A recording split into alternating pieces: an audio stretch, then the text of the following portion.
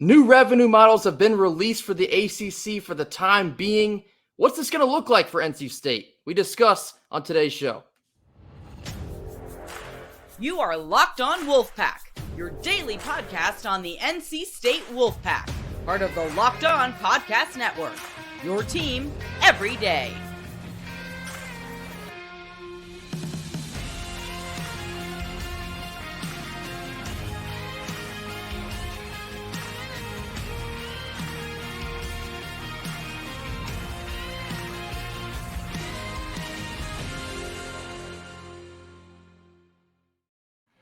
Now, before we get into today's show, we're talking about the new revenue models and whatnot. So I got a special guest on. I'm going to introduce to some and present to others. My main man, he's known for his great shirts, but he's an even greater man, the banana boat man himself, because he's known, he got that reputation for his Hawaiian shirts and whatnot. My friend and a friend of the pod, Brett Friedlander. How you doing, Brett? I'm doing really well. If I would have known that was going to be the introduction, I would have worn a Hawaiian shirt today. I'm kind of gone conservative today. It's just kind of green and yellow and blue specks. So it's all right, Brett. It's all right. If anybody's been following your work long enough, they've seen you around in one of those banana shirts at this point in time. So we're going to get into the revenue models today, and I'm going to let Grayson take the wheel in that regard. Yeah, first of all, Brett, thank you for joining us today. Really appreciate your time. Brett, of course, is now a writer with Saturday Road, does a lot of great work over there. So after you give us a listen today, be sure to check out Brett and all his work over with Saturday Road. But yes, Brett, we wanted to bring you on here to kind of get into these new release statements from the ACC about the revenue distribution models. This came out, I believe it was on Wednesday, but they released starting in 2024 and 25. They're going to start incentivizing these schools for more postseason success in, making the NCAA basketball tournament more often than others, making it to a New Year's Six Bowl, make it to the college football playoff. So what are your initial thoughts on kind of the stability of the ACC here in the short term? Well, the stability, the answer is the ACC is not going anywhere. Anything that you see out there about dividing it up and doomsday and gloom is basically clickbait because of the grant of rights. It's the contract that binds all 14 and a half schools to the ACC through the year 2036. And even though the whole Magnificent Seven is allegedly working on trying to find an out to it, they've been doing this individually for a while now. And if they haven't found it out, they're not going to. So it's not going anywhere. But this revenue sharing model is definitely a good start to maybe kind of making everybody a little bit more happy and a little bit less anxious to get out. It's not the be all end all answer, but it's a good start. And let me say this to piggyback off of that, right? Let's just be honest with ourselves. Yes, there was a Magnificent Seven that was looking to get out or whatever the case may be, but let's talk about who it actually makes sense to get out for. Yep. The main two culprits that you're looking at in terms of they have the brand, they have the money, the things kind of line up in a way that for them, it would make sense. You're talking Clemson and FSU for the most part. And you can throw Miami in there maybe too, because they're kind of a brand name in football. Exactly. So you throw Miami in there as well, and you say, okay, well, how do you keep these three teams happy, appease these three teams? And that is the way to do it, right? You look at Clemson. How many times have they not been to a New Year's Six Bowl in the last decade? Yeah. You look at Florida State, and although I've talked ad nauseum about how they have never been the same since playing Bama way back when DeAndre Francois was there. Mm-hmm. You're still looking at a situation where that is a team that has a huge cachet, and they're expected this year to be in those conversations for a New Year's Six or potential playoff bid. And let me say this, Kenton, I'm not quite sure exactly how anxious Clemson is to get out, because if you're Clemson and they've expanded the playoff and the ACC has what basically amounts to an automatic bid, and you're really the only team in this league who is in the picture every year, and you basically have to beat out maybe one team, why would you want to, even for the greater, riches of the SEC, why would you want to get into the SEC where you're going to have to beat out Alabama, Georgia, LSU, and God knows how many others? the path to winning a national championship is much, much easier in the ACC. And you see that their athletic director, Graham Neff, has been real quiet about this. He's basically said, we're going to do what's best for Clemson. Whereas Florida State's athletic director, Michael Alford, has been very outspoken about, we deserve more. We deserve more. Well, I'm not quite sure why. What has Florida State done for the ACC or for itself here in the last decade to warrant that? The fact that they've instituted this new distribution system, I think the way they've done it is good, because Florida State was basically trying to push everybody into just giving them money because they're Florida State. But the new plan basically incentivizes it where it's just as available to NC State, to Wake Forest, to Boston College, to everybody. All you have to do is be good. Yeah, of course. I mean, the ultimate answer for NC State here is just to win more games. Absolutely. How does NC State start to get a bigger piece of this pie? What else do they need to do, I guess, off the field to increase their brand? Well, I'm going to start off by saying I don't think there is anything off the field that you can do per this deal, because it's not so much about brand. Because if that was the case, then I don't think that anybody would be saying, this is a jab at Florida State in terms of like, you got to go earn it by getting into the postseason. Because Florida State, while they have not been in the postseason, have not had postseason success as of late, their brand is what carries. Even when they're terrible, they are still one of the most watched teams in the nation. So they have an argument for brand, but like Brett said, the accomplishments part of this, when you bring in, hey, you're incentivized and you'll get more if you do more. Right. That's why many people are looking at this from that standpoint. But Brett, feel free to chime in if you disagree. I agree with you 100%. And in answer to your question, Grayson, I think the answer is just go out and win, and keep doing what they've doing. I mean, NC State under Dave Doran has made incremental improvements, and they've got to the point now where you expect them to win 8-9 games a year. Now, last year was there was an asterisk involved because the starting quarterback got hurt, but you bring in Brennan Armstrong, and I think the two things that really NC State has going for it in football coming up here in 2023 are two things. First of all, you brought in the veteran quarterback to put with real good pieces around him. I mean, they've got some weapons both on the outside and in the backfield, and their offensive line is good, and their defense, even with the losses, is going to be there. So they've got the team to be able to pull this off, and they've got the schedule to do it too.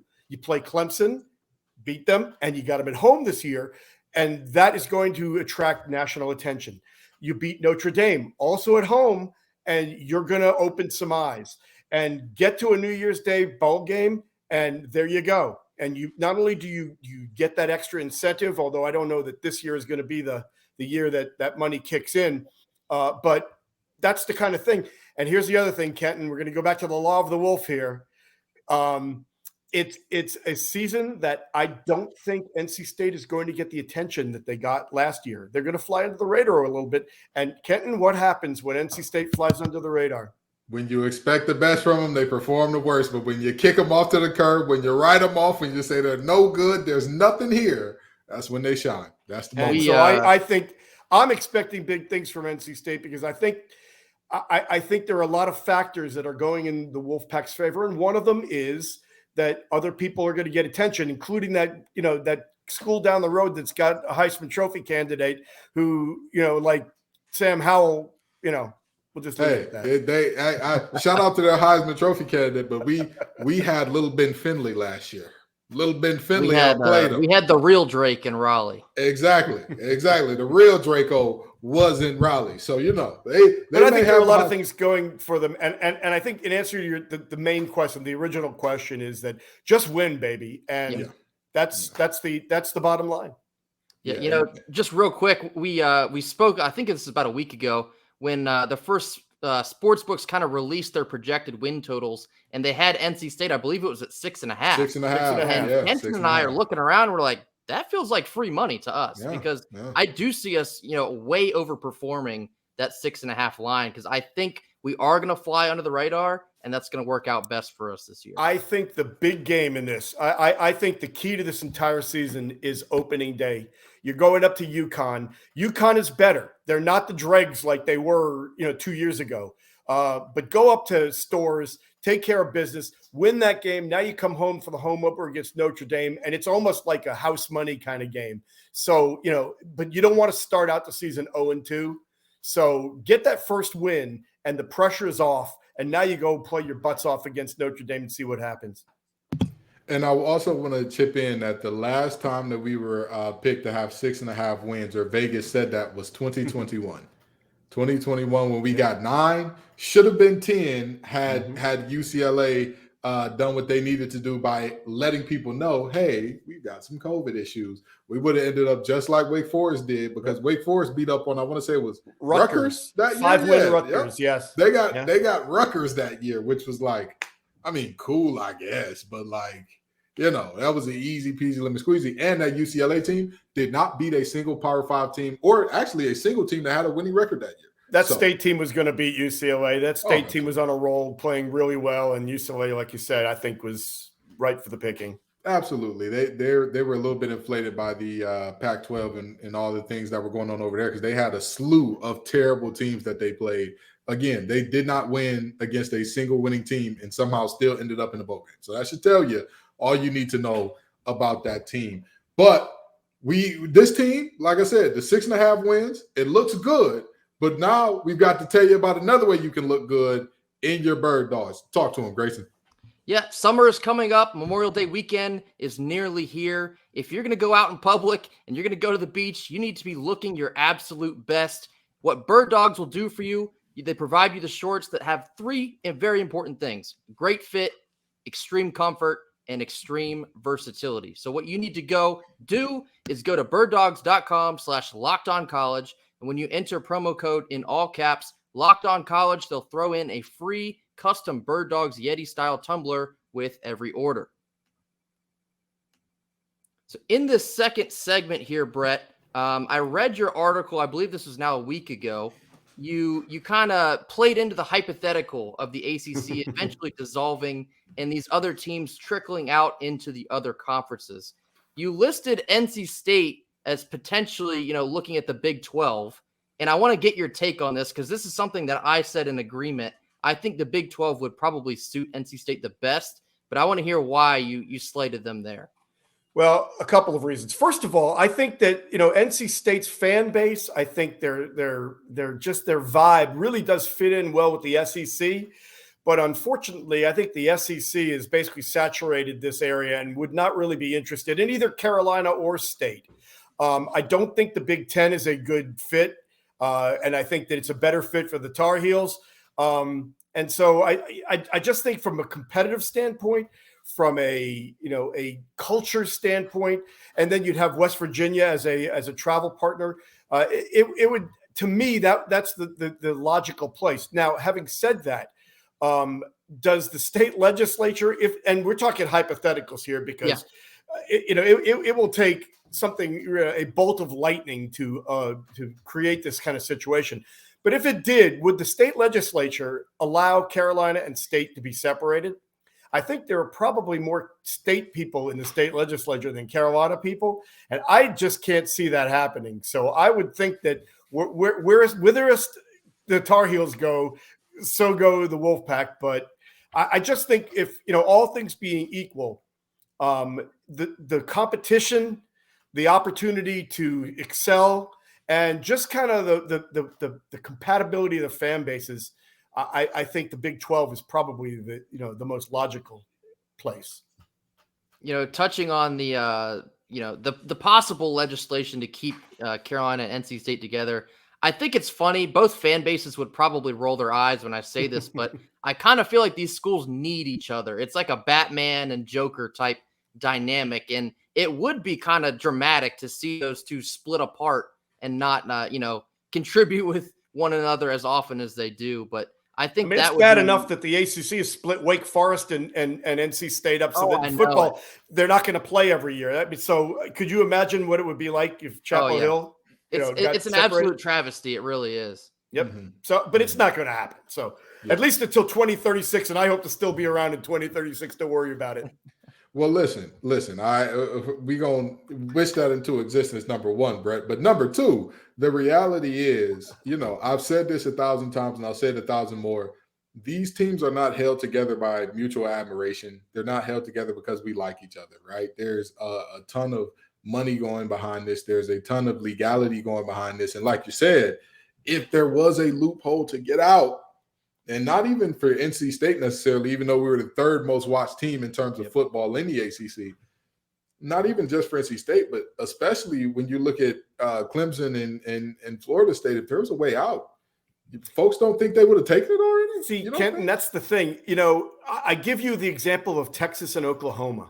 Mm-hmm. Do you know why they are not already playing as members of the SEC? Do you know why it's going to happen next year and not last year or now? Because they didn't actually leave. They just didn't renew with the other teams. That's when because they're waiting for their grant of rights to expire before they can leave. And guess what? The ACC's grant of rights is almost identical. In fact, it might be identical, except for they've whited out the names of the schools and the conferences. So if those guys haven't got out of it, and they're, believe me, if they nobody got more money than Texas. Yeah, nobody. So there you go. They got their own. I know NC State fans, we're passionate. I will never discount our passion. I will never discount our heart. From sheer size and network, nobody is competing. And you want to talk about delusional? Oh my good God, Texas fans! Let me tell you something. Texas is back. Yeah, go beat TCU. All they need to do, but see, that's not even what they need to do. They could beat Cardinal Gibbons' JB team, and next thing you know, everybody is screaming, "Oh, Texas is back! They're back now!" Hey, Cardinal Gibbons now, don't downplay them. They're good. They won a state championship a couple of years ago. So, well, listen, they are a good team. I think Cass Tech is a great team as well. I think if Cass Tech's JV team played the worst team in college, they get destroyed. That's how it's supposed to go. You got 14-year-olds playing against grown men. It shouldn't be close. But with that being said, I want to point out again, if one of the richest, really two of the richest, not just one, two of the richest programs, not just from a most story, I'm talking dollars, dinero, yen, euro, cash, greenbacks. In terms of that, two of the most established powerhouses financially couldn't find a way out of their deal. I promise you, these teams are not quite equipped to do that. So I think the ACC is safe. It was exciting to talk about. It was very fun to talk about. This is a slow time of the year, man. Yeah. Anytime you can get clickbait, when there's nothing else going on, you gotta go for it. Absolutely. But I'm glad that the ACC is here to stay for now. And so, that's how that looks. But speaking of the ACC and being here to stay, being, a little bit of turbulence, all that good stuff, we got to talk about this ACC baseball tournament, Brent. Yep. You're a baseball guy. Grayson's a baseball guy, so I'm going to let Grayson get into it. But we couldn't have you on without talking a little bit of the doc. Yeah, so Brett, I've been following your coverage on Twitter of the ACC tournament thus far. NC State picked up a humongous win on Tuesday night, knocking off Duke. And, of course, they're not yet playing because we're recording this before the game on Thursday evening, but they're going to take on Miami here. But my question, I guess, big picture, do you feel that NC State has done enough with or without a Miami win here to get into the NCAA tournament? Yes, I believe they have. But then again, I thought they did last year too. Now, that having been said, their resume is better this year than it was last year, even though the wins, the record is about the same. Their RPI after the game the other night against Duke is in the mid-20s. Right. And last year it was in the high 30s. So they should be okay. And by the way, the Miami game, win or lose, that's a high RPI game too, because Miami's in the top 20 in the RPI. So that's going to help the Wolfpack's case as well. The big thing is keep winning and take the guesswork out of the equation. Take the the decision out of the hands of the committee. But if it is, I think they're okay. I haven't really checked the projections lately, but they look to be a solid 3 seed. But, it's funny because after the game on Tuesday, Elliot Avent made mention of the fact that they were, the knock against them is that they've got a losing record in the ACC. I can't remember exactly what it was, 14-18 maybe, or something. I think now it's 14-16. Well, he pointed out that last year Ole Miss had a losing record in the SEC, lost in their first game of the SEC tournament. And guess what? They won the national championship. So why is it that that an SEC team is held in higher regard in that situation than an NC State? And this is not like basketball where you can say, well, the ACC is down this year. The ACC is really good. Wake Forest is number 1 in the nation. Clemson has won 12 or 13 straight. And they're, I believe, in the top 5. Virginia, last I saw, was number 8. So, you've got 3 top 10 teams. What's the excuse? I mean, I think that, even Notre Dame should be in safely. And that's the other thing, too, that NC State has going for it in baseball, is that there's a safety net, is that they're not dangling at the bottom of the ACC's food chain. There's Notre Dame below them that's got a pretty strong case and has got a solid resume as well. So if anybody's going to get left out, they're going to be the first ones to go. Yeah, and I want to talk about what we got going on here for a second in terms of like the different scenarios, right? So obviously, if we lose, we don't advance. That's just the reality.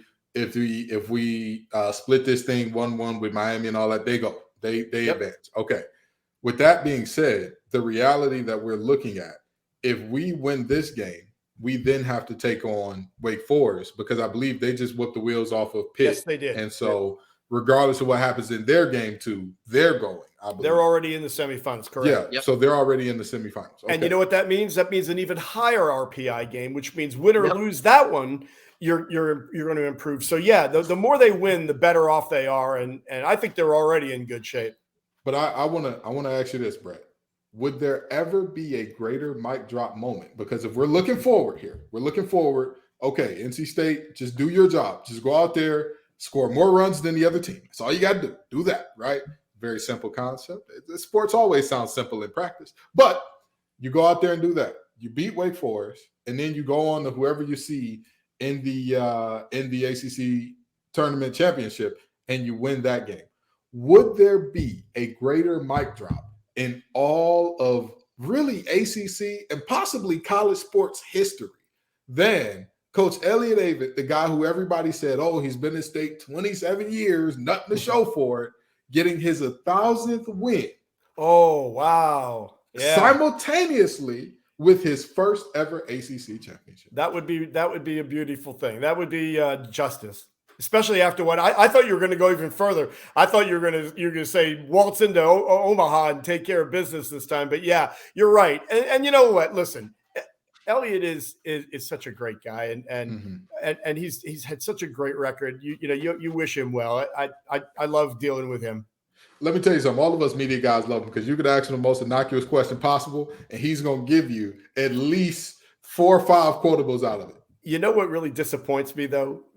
Video replay has just kind of taken an element of his game out because, now you go out, you walk out, you say, hey, could you go review that? Instead of coming charging out of the dugout, doing the spin move. I remember his spin move. Yeah, his spin move was classic. That thing went viral, boy. I said, hold on now. Does he got any eligibility for football? Let's see. You can get around the guard with that type of thing. But yeah, for sure. Yeah, so, I kind of want to transition this into a little bit of an honest discussion about Elliott Avent. Brett, I want to hear your thoughts on this. I have a feeling I know probably where you'll go with this, but there's been an increasing amount of kind of moaning and groaning from NC State fans as the last couple of weeks have been a bit of a roller coaster, and some people are starting to look at their watch in terms of Elliott Avent's tenure here. My take on it is you can't fire him. You simply cannot fire him. He's the most accomplished, I guess, one of the most accomplished coaches to ever be at NC State, regardless of sport. But do you kind of feel like we're nearing the end here? Let's say, hypothetically, they don't make the NCAA tournament. That would be back-to-back years after an Omaha run. What's your take on, I guess, the temperature of Avent's seat at this point in time? Oh, I don't think there's any problem at all. I think he's solidly there. I think he's there as long as he wants to, and I think he's still got a pretty good shelf life left. Like you said, he was in Omaha 2 years ago, and for crying out loud, who's to say that they weren't going to win the whole thing? I mean, it would have been a great series against Mississippi State. If he would have had a full team to try to beat Vanderbilt twice, I think he does it. And that team just kind of had that it factor. And listen, even though they didn't get in the NCAA tournament last year, they made it all the way to the ACC tournament championship game. And they came within, was last year though? No, that was 2 years ago against Duke. They lost 1-0. Yet last year they ran out of pitching and Carolina won big. But they've been to the championship game of the conference tournament the last 2 years. So, I think he's doing fine. Do you want more? Of course you want more. But compare it to others. I mean, look at Duke. I mean, they love Chris Pollard, and what has he done? You know, he won an ACC championship. He beat Carolina. I mean, he beat State 2 years ago. But I mean, look at his record against Elliott's, and I think that what State has done over the years is better. So I think that he's got to just it's one of those deals where you just keep knocking on the door till you kick it down. I think this is the time. 3 straight. Yep. That's the third time. And listen, get in the NCAA tournament, even as a 3 seed, and who knows? I mean, remember when they were 1 out away from eliminating Coastal Carolina in the regional and going to a super regional when they had the rain delay? I do remember this. Who won the national championship that year? Coastal. The team that they, if not for that rain delay, the team that they eliminate. So anything's possible. And remember, we had the Omahawks, the unstoppable Omahawks. They've got everything. They've got pitching. They've got hitting. They destroyed you in game 1. There's nothing you can do. You're done. You're finished. Wait, did that team just win 2 straight? Oh, my God. Wait, is that team still winning?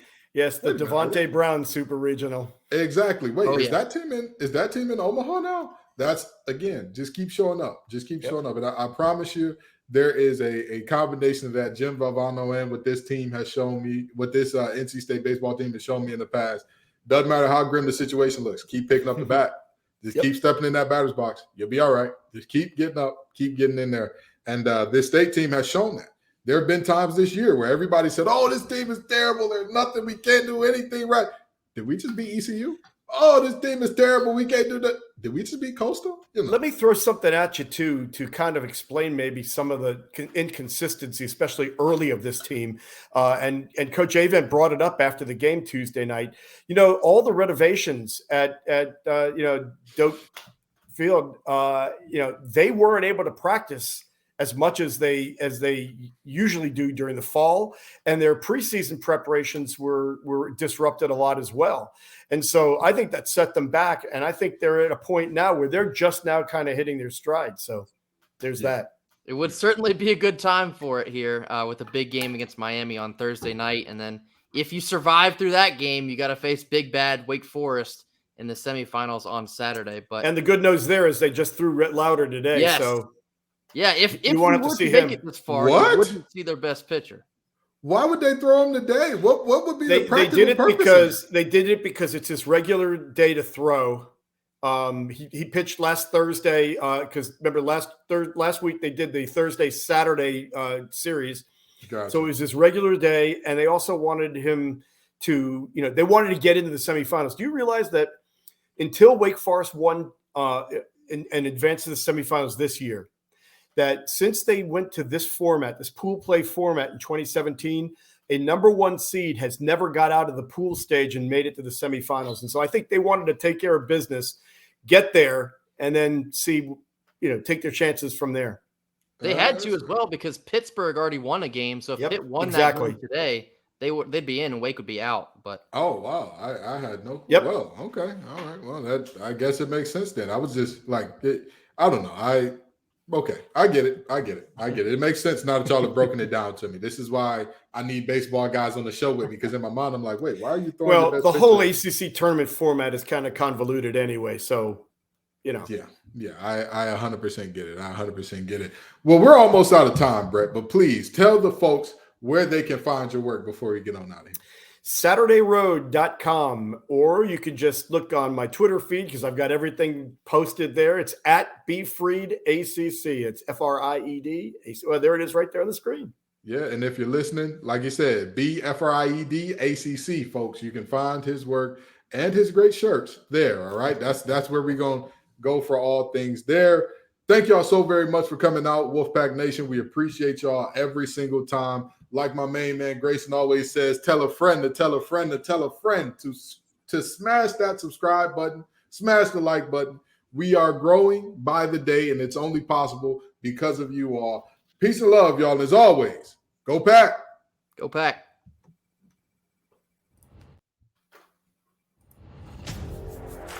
You are Locked On Wolfpack, your daily podcast on the NC State Wolfpack, part of the Locked On Podcast Network, your team every day.